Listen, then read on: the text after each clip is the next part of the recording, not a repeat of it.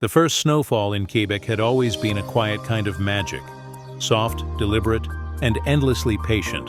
It blanketed the city in silence, muffling footsteps and wrapping every corner of old Quebec in white. For most, it was the beginning of warmth, of fireplaces, coffee dates, and carols humming in the background. But for Isabella Cruz, it was the sound of starting over. Her plane had landed just hours ago, and the cold hit her like a forgotten memory. She stood at the taxi stand outside the airport, her gloved fingers clutching her camera case. The air smelled of pine and frost, and every breath she took felt like it carved a new story inside her. "First time in Quebec?" the cab driver asked as he helped her load her luggage. She smiled politely. "First time this far north?" "Ah," he grinned. "Then you'll fall in love," Isabella chuckled. "With the snow?" "With something," the driver said knowingly. "Or someone." She laughed again, but her heart sank quietly. Love wasn't what she came for. Not after what she left behind in Manila. The unfinished conversations, the engagement ring she never got to wear, and the feeling that she had lost more than a person. She had lost herself. The cab weaved through cobblestone streets, lined with golden lights and cafes glowing with warmth. The city looked like something out of a storybook. Quebec in December had a way of making loneliness look beautiful. Her small studio apartment was tucked behind a bookstore in Rue du Trésor, where artists sold paintings even in the snow. The old lady at the counter handed her a set of brass keys and said kindly, "You're the photographer from the magazine, yes? You'll find your piece here, dear." Peace. That word lingered in her mind as she unpacked. By evening, the snow had thickened. She set out with her camera, hoping to capture what she called the soul of winter. The streets glowed beneath fairy lights, and her breath fogged the lens every few minutes. She photographed lovers holding hands, children laughing as snowflakes melted on their tongues, and the quiet rhythm of the city slowing down. But then her lens caught something, or rather someone. A man stood by the corner of Rue Sainte-Anne, under the flickering light of an old street lamp. He wasn't dressed for the cold. No gloves, no hat, just a brown coat and a scarf loosely hanging around his neck. He held a book in one hand and was staring into the falling snow as if waiting for something, or someone.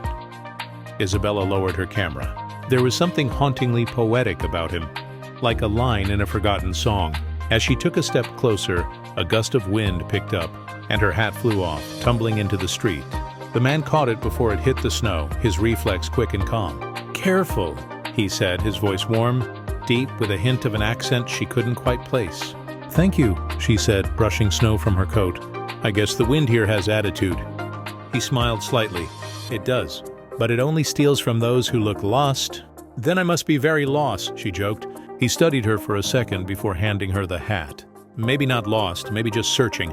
She blinked. "That's oddly specific." "I work in a bookstore," he said, gesturing toward the shop beside her apartment. "I recognize people who carry stories they haven't finished yet." Isabella smiled, unsure how to reply. He had that kind of presence, gentle but with gravity. "Léo," he said, offering a gloved hand. "Isabella." They shook hands, and for a brief second, the world outside the falling snow felt still. Later that night, she couldn't sleep. The snow whispered against her window like soft static, and her camera sat beside her bed. The last photo she took frozen on the screen. The man under the street lamp, his eyes distant, his expression unreadable. The next morning, she wandered into the bookstore below, partly out of curiosity and partly to thank him again. The shop smelled of paper, cinnamon, and old wood. Shelves reached the ceiling, filled with books in French and English, and at the counter sat Léo, reading something with yellowed pages. "You found me again," he said without looking up. "I live upstairs," she replied, amused. "So technically, I found my way down." He finally looked at her, really looked, and smiled faintly. "Welcome, neighbor." She spent that morning browsing through titles. Léo spoke to her occasionally, sometimes recommending books, sometimes asking questions that felt deeper than small talk. "What made you come here?" he asked at one point. "I wanted to take photos that meant something again." "And before that?" She hesitated. "Before that, I wanted to forget." He nodded, as if he understood perfectly. They talked until noon, and when she left, he handed her a book, The Winter Guest, with a note tucked inside. "For those who find warmth in the coldest places." How she smiled all the way upstairs. Over the next few days, Quebec became her new rhythm. Mornings spent photographing the city, afternoons in the bookstore, evenings talking with Léo over coffee. It felt easy, like the universe was finally giving her quiet after all the noise. But the more she got to know him, the more she felt something beneath his calm, a heaviness, like a song left unfinished. One evening, while helping him stack books, she noticed an old framed photograph behind the counter of a woman with chestnut hair, smiling in the snow. "Your sister?" Isabella asked softly. Léo froze for a second before replying, "No, someone I once knew." She didn't push, but the air between them shifted. His voice grew distant, and his eyes, usually warm, carried something unreadable. Outside, the snow began to fall again, thick and relentless. A week later, her magazine editor called. "Isabella, the winter feature is stunning," the editor said. "But we need one final shot, something that captures the heart of Quebec. Something personal." Personal, the word echoed. That night, she walked the same streets she had the night she met Léo. The bookstore's lights were off, the door locked early. A faint unease tugged at her. He'd never closed that soon before. She followed the trail of footprints leading to the frozen river, where the snow met the edge of the city lights. And there, standing alone by the water, was Léo. He was holding that same photograph, the one of the woman, and beneath it, a small candle flickered in the wind. She approached quietly. "Léo?" He turned, startled, the flicker of the flame casting shadows across his face. "It's her birthday," he said softly. She loved the first snowfall. Isabella didn't know what to say. She simply stood beside him, the wind biting her cheeks. After a long silence, he looked at her and whispered, "Do you believe some people meet too late?" Her heart tightened. "I think sometimes the right people meet when they need each other most." He looked at her, really looked, and something in his gaze shifted. But before she could say anything more, the wind howled and blew the candle out. Léo's expression darkened, and he said quietly, "Then I hope this winter doesn't end too soon." That night, Isabella returned to her room with her heart pounding. The photo on her camera, the flickering candle by the river, his face in half-light. It was the shot, the one her editor asked for. But it didn't feel like victory. It felt like intrusion. She looked out the window toward the bookstore below. The lights were still off. For the first time since she arrived, she felt the silence wasn't peaceful. It was hollow. Then her phone buzzed. A message from an unknown number. "If you want to know who she was, meet me tomorrow at the bookstore." "Don't tell Léo." Her heart stopped. She stared at the message, the screen glowing against the dark. Outside, snow began to fall again, slower this time, heavier, as if the night itself was listening. And somewhere, far below her window, the bookstore's door creaked open. Episode 2. The Bookstore's Secret. They say every story in Quebec hides a ghost, some in the snow, others in the heart. The message glowed on Isabella's phone long after midnight. "If you want to know who she was, meet me tomorrow at the bookstore.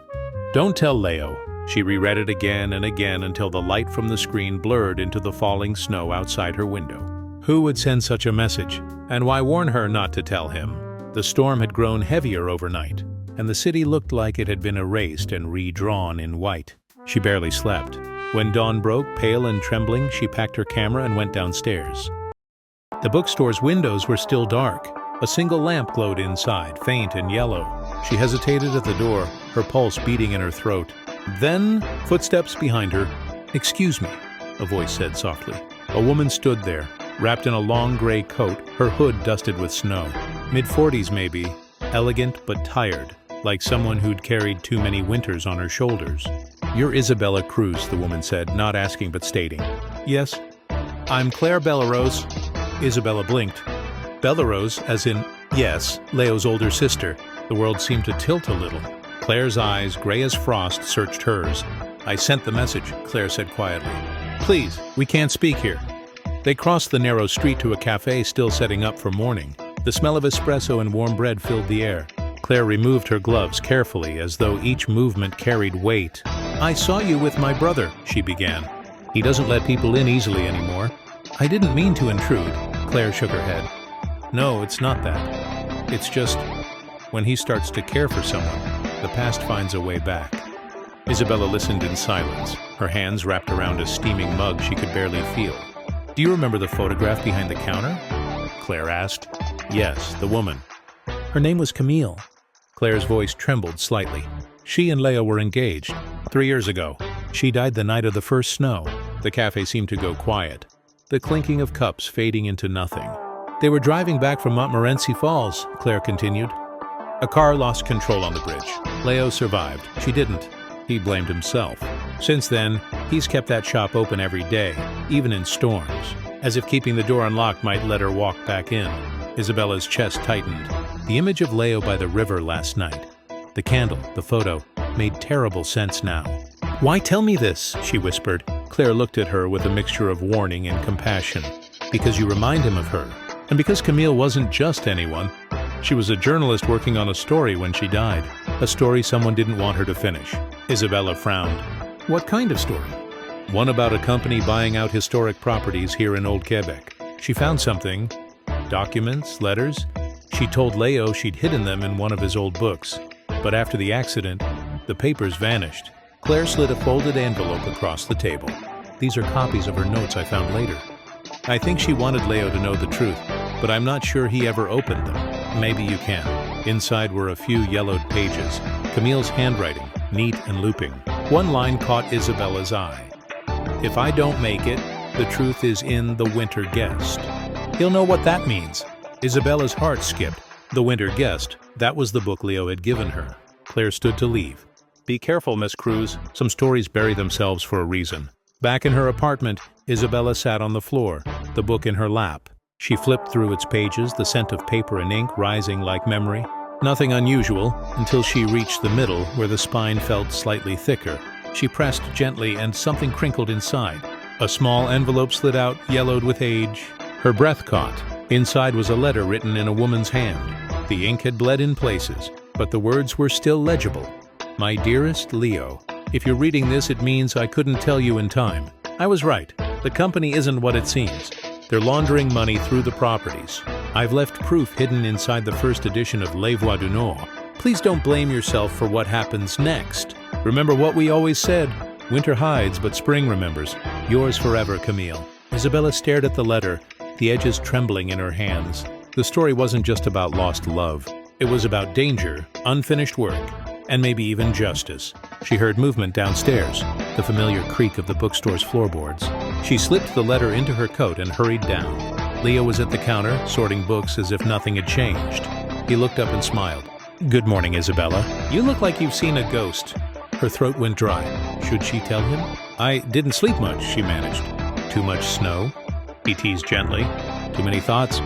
He chuckled, and for a moment his smile melted the tension inside her. Then she saw it, a faint scar near his temple she hadn't noticed before. A relic of the accident, maybe. He noticed her staring and said quietly, "Some winters leave marks you can't photograph." Her chest ached. She wanted to reach out, to say she understood, but the letter in her pocket burned like a secret she wasn't meant to hold. When he turned to fetch coffee, she glanced around. On a high shelf above the counter sat a worn, leather-bound book with gold lettering, Les Voix du Nord. Her pulse quickened. That was the one. "May I look at that?" she asked. Léo hesitated. "That's an old one. Not for sale. Just curious," she said lightly. He studied her, then handed it down. The cover was cracked, the pages fragile. Inside the front cover was a note, Camille's handwriting again. For Léo, every voice has a season. Isabella turned another page and froze. Between two chapters lay a small key taped to the paper. Before she could speak, Léo's voice cut through the silence. "You shouldn't be reading that." She looked up. His tone wasn't angry, but something in his eyes had changed. Guarded, wary. "I'm sorry," she said quickly. "I didn't mean—" He took the book gently but firmly. Some stories hurt more when reopened. She swallowed hard. "Léo, was Camille writing something before she died?" He stared at the window, where snow drifted past like ash. "Everyone writes something before they go. Sometimes it's just goodbye." Then he turned away, and the conversation ended. That evening, Isabella couldn't focus on her photography. The key haunted her thoughts. What did it open? Why hide it in a book? At midnight she heard a sound below. Footsteps again. She peered through the window.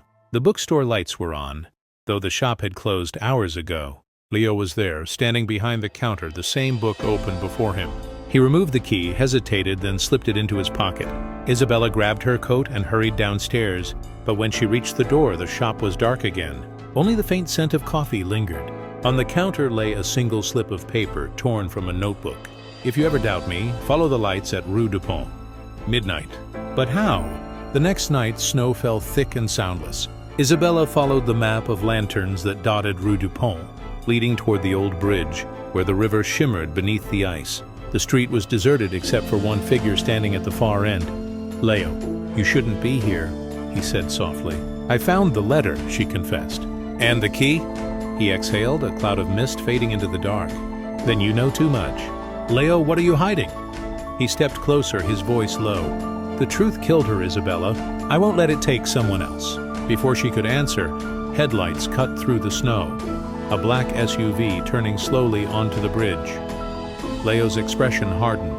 "Go home," he whispered. Now, the car stopped. Two men stepped out, coats dark against the snow. One called out in French. Words Isabella couldn't catch, but she saw the tension in Leo's stance. The fear. He turned to her, urgent. "Remember the key. Whatever happens, keep it safe." "Leo, what is this? Run!" She hesitated, heart pounding, torn between fleeing and staying.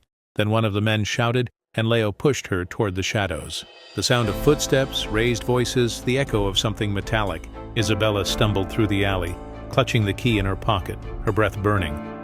Behind her came a shout, and then silence. When she finally dared to look back, the bridge was empty, the car gone. The snow falling heavier, erasing footprints, erasing everything. Only one thing remained on the ground where Leo had stood. His scarf, half buried in white. She knelt, fingers shaking as she picked it up. And then she saw it, stitched on the inside hem. Almost invisible unless the fabric caught the light. Episode 3, The Key and the River. They say truth, like the river never freezes, it only hides beneath the ice. The next morning, Quebec City felt colder, quieter. The storm had passed, but the air was sharp enough to sting. Isabella barely slept. Every time she closed her eyes, she saw the bridge, the flash of headlights, the sound of voices, and Leo's face disappearing into the snow. His scarf still hung over the back of her chair, the stitched words whispering like a secret. Whispers of winter. She turned the small brass key in her palm. It was old, ornate, the kind that belonged to a safe or a hidden box. The memory of Camille S. letter echoed in her mind. The truth is, in the first edition of Les Voix du Nord, but now she knew, the key was the next step. She spent the morning searching every corner of the bookstore.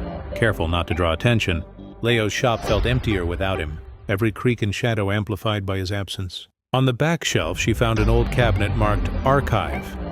The key fit perfectly. Inside were dusty folders, photographs, and an envelope labeled Propriété d'Ivre. Her heart raced. Inside were property documents, deeds of old buildings in old Quebec, signed over to a company named Cadron Holdings, the same company Camille had written about.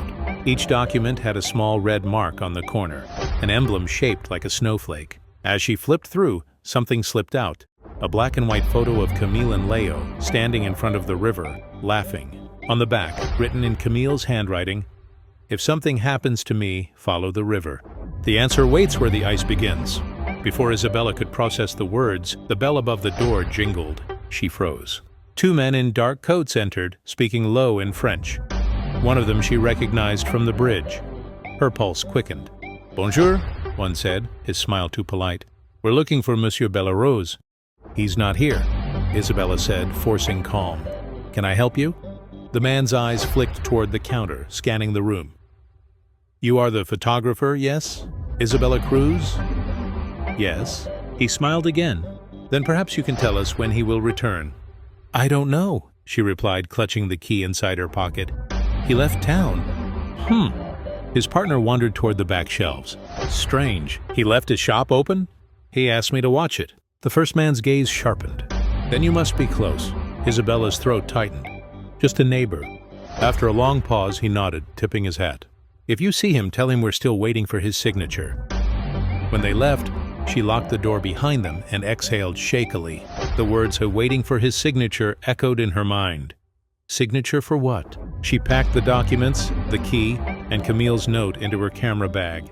If the river held answers, she had to follow it. The St. Lawrence River stretched wide and silver beneath a thin layer of ice. The wind cut through her coat.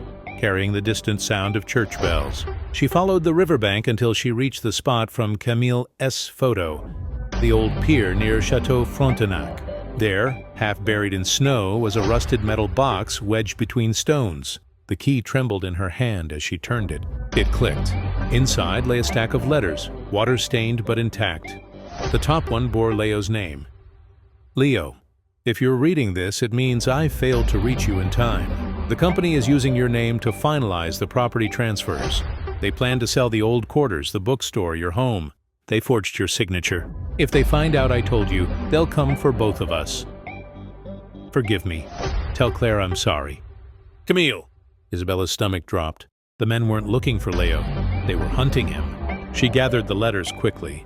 But footsteps crunched behind her. She spun around. It was Claire. You shouldn't be here, Claire said, her face pale. They're watching the river. You knew? Isabella demanded. About the company? About the forgeries? Claire hesitated. I suspected, but I didn't know it went this far. She looked around nervously. We have to leave. Now. They hurried toward the old streets, the snow falling thicker by the minute. I found letters, Isabella said breathlessly. Camille warned Leo. They forged his signature. Claire's eyes widened. Then he's in danger. A car engine roared nearby. Headlights swept the alley. Claire grabbed Isabella's arm and pulled her into a narrow passage. The car slowed, idled, then drove off. When the sound faded, Claire whispered, There's one person who might know where Leo went. The archivist at the old chapel. Camille trusted her. The chapel stood at the edge of the city, its stained glass windows glowing faintly in the dusk. Inside, candles flickered beside shelves of old records and ledgers. A woman in her 60s looked up as they entered. Bonsoir, she greeted. May I help you? We're looking for any records connected to Camille Durand or Leo Bellerose, Isabella said. Property files, anything. The woman's expression changed at the names.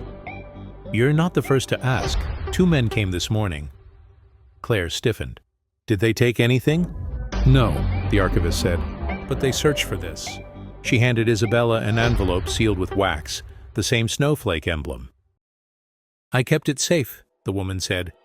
Camille brought it years ago and said someone she trusted would return for it. Isabella broke the seal. Inside was a small flash drive and a folded note, to whoever finds this. The files expose Cadron Holdings' fraud. They used historic renovations as cover for smuggling funds. Leo's name appears on the documents. They forged it to silence me. If you want the truth, the password is our promise. Winter remembers. Isabella's breath hitched. Camille had left everything. Evidence, names, motive. Suddenly the chapel doors burst open. The same 2 men stormed in. There they are, Claire shouted. Run! They dashed through the back corridor, the echo of footsteps behind them. Isabella clutched the flash drive and letters as they burst out into the frozen courtyard. Snow blinded her vision, but she kept running until the city lights blurred into white. Behind them, a gunshot cracked through the night. Claire stumbled. Isabella turned. She wasn't hit, but terrified. They ducked behind a stone wall. We have to split up, Claire gasped. They can't catch both of us. No! Take the flash drive to the press office near Rue Saint-Paul. Tell them Camille's story. It's the only way to clear Leo's name. But what about you? Claire managed a faint smile. Family always finds each other. Before Isabella could stop her, Claire ran toward the street, drawing the men away. Isabella hesitated only a moment, then turned and sprinted the other direction, snow slashing against her face. By the time she reached Rue Saint-Paul, her lungs burned. The city had grown eerily silent. She ducked into a narrow doorway to catch her breath, and froze. Leo stood there. He looked exhausted, his hair damp, eyes shadowed but alive. Isabella. She nearly collapsed in relief. You're alive! I told you to stay away. I couldn't. She held out the flash drive. Camille left this. It proves everything. They forged your signature, Leo. They killed her because of it. He stared at the drive, disbelief and grief warring in his eyes. Then it's true. They're still looking for you. We have to go to the police. He shook his head. No, if we do, they'll bury it. They own half the city. We need to release it publicly. She nodded, breath visible in the cold. Then we'll go to the press together. He smiled faintly. You don't have to risk yourself for me. She met his gaze. I'm not doing it for you. I'm doing it for the truth. Before he could answer, a shadow moved behind them. The men had found them again. Leo grabbed her hand. "This way!" They ran down the icy street, the flash drive clutched between them, footsteps echoing behind. Snow swirled like ghosts around the lamps. Ahead, the river glimmered through the mist. "Where are we going?" she shouted. "To the ferry. Once we're across, we can reach the reporter's office in Lévis." They reached the pier just as the ferry horn sounded. But before they could board, one of the men stepped out from behind a column, gun raised. "End of the story," he said coldly. Leo pushed Isabella behind him. "Take her, not me." But the man shook his head. "We only need the drive." Isabella's mind raced. She glanced at the river. The ice was cracking near the edge. A plan sparked. She whispered, "Trust me."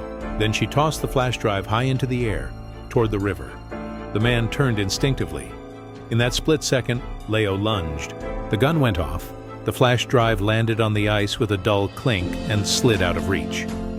The man fell, disarmed. Leo gasped, clutching his shoulder, blood blooming against the snow. "Leo!" she cried. He smiled weakly. "Go. Get it." She ran onto the ice, heart pounding. The drive had stopped inches from a widening crack. She dropped to her knees, reaching out, fingers brushing the plastic, when the ice groaned beneath her. "Isabella!" Leo shouted. She grasped the drive, but the ice split, plunging her arm into freezing water. She screamed, clutching the drive to her chest as she crawled back toward him. He pulled her up, shaking, both of them breathless. Sirens wailed in the distance. Someone must have called the police. Isabella pressed the flash drive into his palm. "We did it!" Leo looked at her, eyes bright with pain and something deeper. "You found what Camille couldn't, and we'll finish what she started," she whispered. He nodded, snowflakes melting on his lashes. But before either could speak again, a shadow moved on the bridge above them. Someone watching. The figure turned and vanished into the fog. The snow had turned the streets of Quebec into a maze of white. Each lamp cast halos that glimmered on the frozen cobblestones. Isabella and Leo had barely slept since the river incident, their minds racing with the information on the flash drive and the shadowy figure still stalking them. "We can't stay here," Leo whispered, leading her through a narrow alley behind the Chateau Frontenac. "They'll be looking for us." "Do you even know what's on the drive?" Isabella asked, clutching it tightly. "We barely scratched the surface." Leo shook his head. "I only know Camille left instructions. There's a name, something connected to Cadron Holdings. Whoever it is, they're powerful. We need to be careful." They ducked into an old storage building near the river's edge. Inside, the walls were lined with forgotten crates, cobwebs stretching across corners, and the faint smell of pine. Leo set up a small laptop, connecting the flash drive carefully. Isabella hovered beside him, her eyes wide with anticipation. Lines of documents and scanned letters appeared, confirming everything they feared. The company had been laundering money through property deals, bribing city officials, and forging Leo's signature to take over historic buildings. And then Isabella saw it. A name repeated in several memos. Henri Dufresne. A wealthy developer known in Quebec for his philanthropy and secrecy. "He's the one," Isabella whispered. "This is the person who's behind everything." Leo's face darkened, and he won't hesitate to eliminate anyone who gets close. A sudden sound of scraping outside the building froze them. Leo's hand moved instinctively to Isabella's, gripping it. "They're here," he said. "Get ready." The door rattled as a shadow appeared. One of the men from the river incident tried to force it open. Leo grabbed a heavy crate, jamming it against the door. "Isabella, the back exit." They ran, snow crunching beneath their boots. The streets were labyrinthine, but Leo knew shortcuts, winding them toward the old ice skating rink near Place d'Armes. For a moment, they paused, catching their breath, the city's silence pressing around them. Isabella's hands were shaking.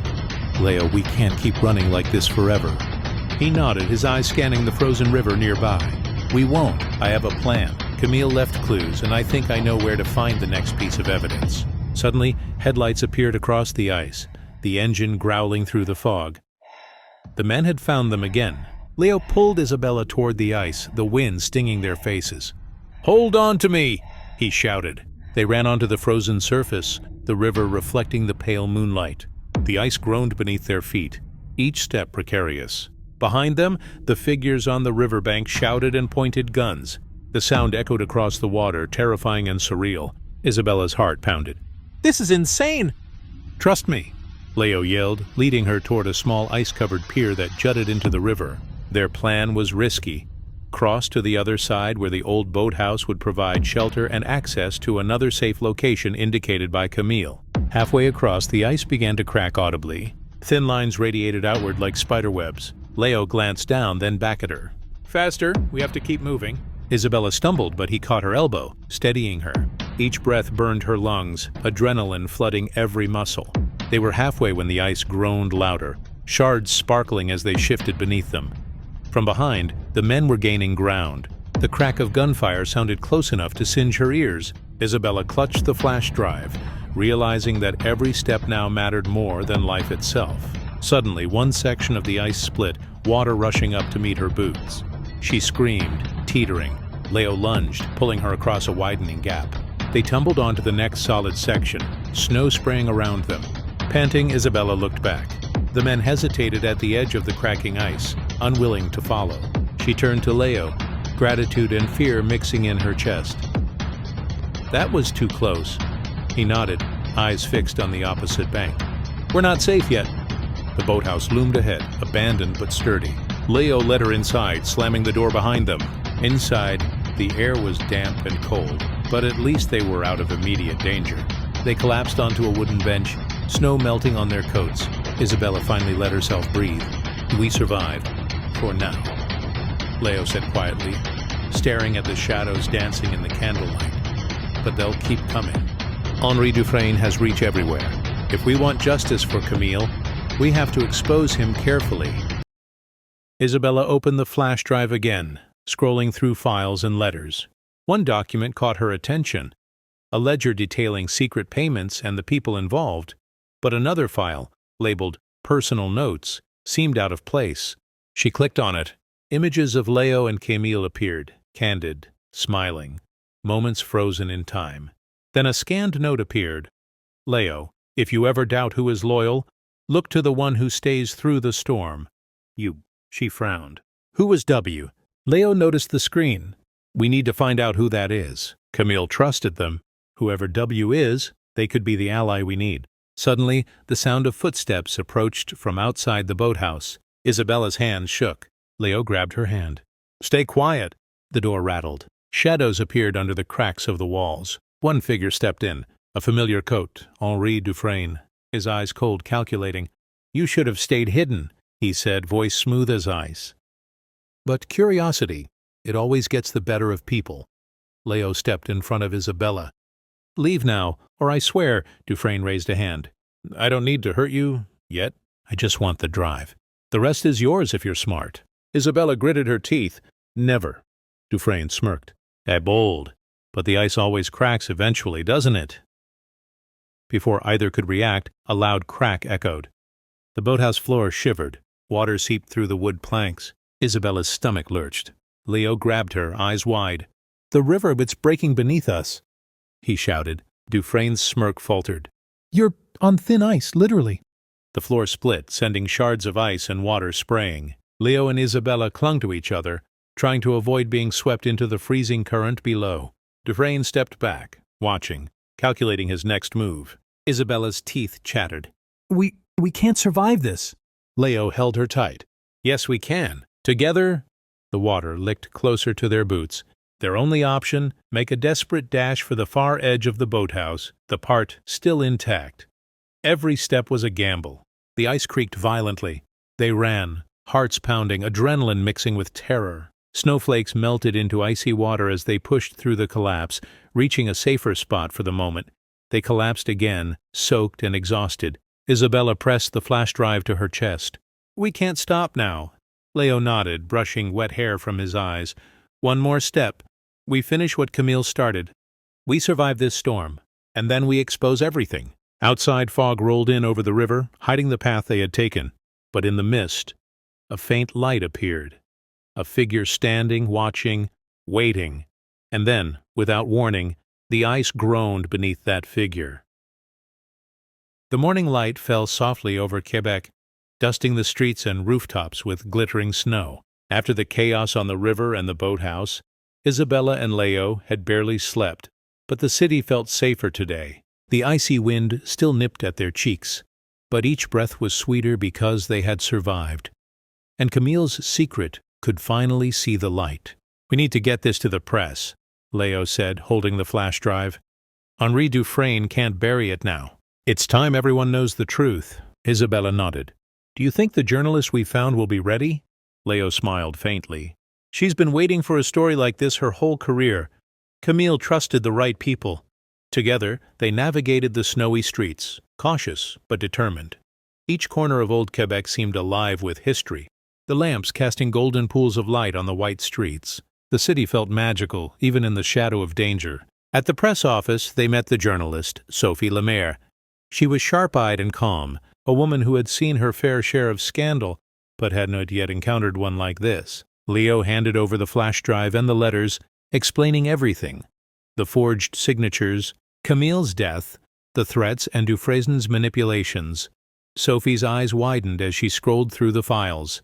This is explosive. If we publish this, it will shake the city.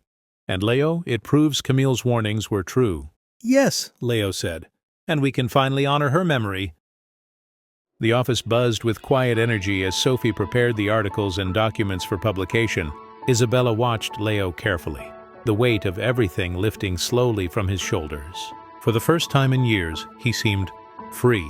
"Isabella," he said softly, "thank you for trusting me, and for believing in Camille's story." She smiled, feeling warmth spread through her despite the cold. "I had to, and I believe in you too, more than ever." Their hands brushed, lingering. Outside, snowflakes fell gently as if celebrating their victory. Meanwhile, Henri Dufresne learned of the leak. His office, high above the city, was tense with advisors scrambling to contain the story. But the evidence was irrefutable, and the public attention swift. By the afternoon, the news of his corruption and schemes was front page, leaving him exposed and powerless. For Isabella and Léo, the danger was over. They walked through the streets of old Quebec together, snow crunching beneath their boots, lamps reflecting like stars on the icy cobblestones. Each step felt lighter, freer. The city seemed to hold its breath with them, relieved as if winter itself had exhaled. They arrived at the river where it all began, the ice now solid and calm, sparkling under the afternoon sun. Léo stopped, taking Isabella's hands in his. The scarf that had been left behind on the bridge weeks ago he wrapped gently around her neck. "Look at this city," he said, voice quiet. "We survived. And it's beautiful, isn't it?" Isabella nodded, her eyes bright with happiness. "It's perfect." They walked along the riverbank, wrapped in warmth, their hands entwined. The city bustled around them, but for them the world had narrowed to the quiet, glowing snow and the promise of a future together. Finally, they stopped on a quiet bridge, looking out over the river where Camille's story had begun and ended. Léo took a deep breath, turning toward Isabella. "I want this," he said, his voice steady. "Not just surviving, not just uncovering the truth. I want us, you and me together, no matter what winters come." Tears pricked Isabella's eyes. "Yes," she whispered, leaning close. "I want that too." They embraced, snow falling softly around them, the city lights reflecting off the river's calm surface. The world felt right, and for the first time in a long while, hope and love were stronger than fear. As they held each other, Isabella whispered, "Some winters hide, but love remembers, and springs always come after snow." The river glimmered, the snow sparkled, and the city of Quebec watched silently as two hearts found warmth amid the winter. The mystery was solved, the danger gone, and the story that began in shadow now ended in light. Together they walked into the snowy streets, ready for the new beginning that awaited them, hand in hand, their hearts at peace.